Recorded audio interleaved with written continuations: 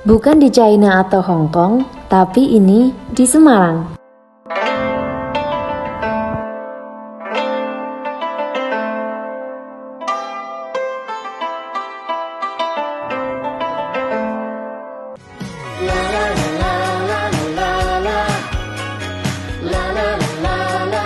Aku Amanda, ayo Amelia. Halo, saya Rizky Maulana. Aku Rizky Maria.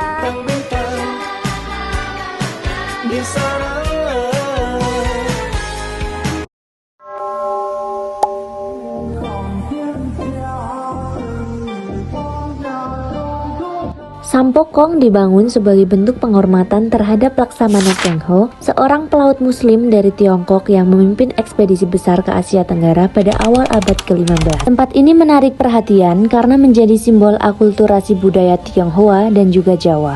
Kompleks ini berdiri megah dengan arsitektur khas Tiongkok klasik, yaitu atap bertingkat, warna merah dan emas yang mendominasi, serta ornamen naga, lampion merah, dan simbol-simbol keberuntungan. Kompleks ini tidak hanya terdiri dari satu bangunan, melainkan 5 area utama untuk tempat ibadah.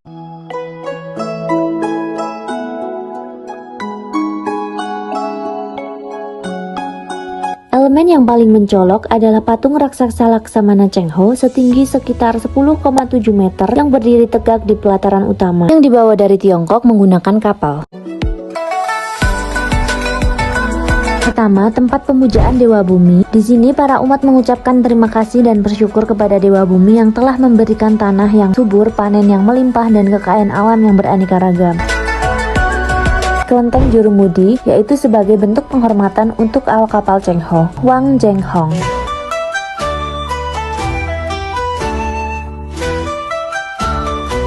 Kelenteng Sampo Taijin merupakan bangunan yang paling besar, karena itulah interiornya paling lengkap dibanding yang lain. Di dalam kelenteng ini terdapat gua lama yang masih dijaga kelestariannya. Di dalam gua ini terdapat sumber air yang konon tidak pernah kering meskipun pada musim kemarau panjang. Umat yang bersembahyang umumnya mengambil air sumber itu.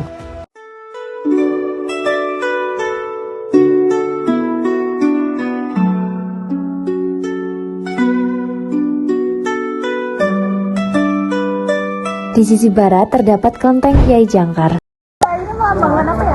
Sakura ini seperti menjaga, sama seperti 3 kelenteng di atas. Kalau 3 kelenteng yang di atas itu yang menjaga sepasang singa atau liang tadi.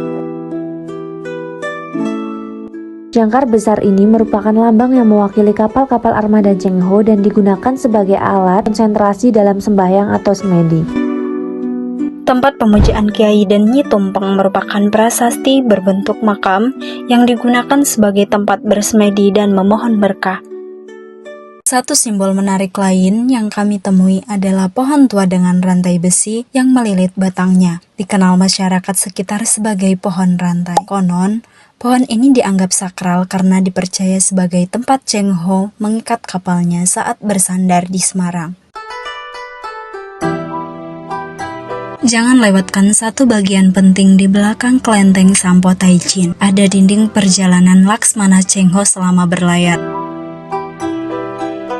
Relief ini menggambarkan jalur pelayaran Cheng Ho menuju Samudra Barat, mulai dari Pelabuhan Nanjing melewati Asia Tenggara, India hingga Afrika Timur. Khususnya peran Cheng Ho di wilayah Nusantara digambarkan lewat berbagai panel yang menunjukkan aktivitas dagang, diplomasi, dan pertukaran budaya. Jadi, pada tahun 1416, Laksmana Cheng Ho dan rombongan mendarat di pesisir Semarang. Karena ada jurumudinya yang jatuh sakit, dia meminta pasukannya mendirikan tempat sholat di sebuah gua. Tempat itu dinamai Gedung Batu karena bentuknya merupakan gua batu besar.